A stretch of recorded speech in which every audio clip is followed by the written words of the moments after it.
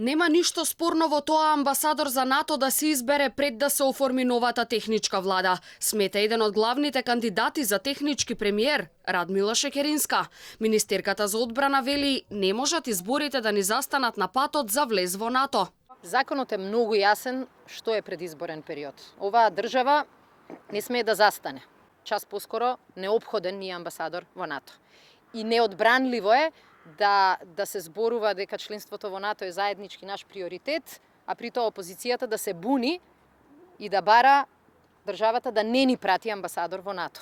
Очигледно власта не отстапува од идејата да ги пополни испразнетите амбасадорски места и тоа на само 60 дена од техничката влада.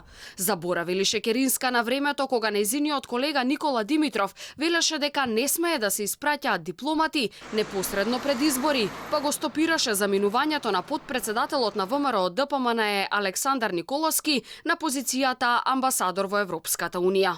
Во Македонија ќе мора да престанеме со обид да се испраќа амбасадор политичар или да се почнува постапка за испраќање на човек за амбасадор кој што е политичар пред одржување на изборите.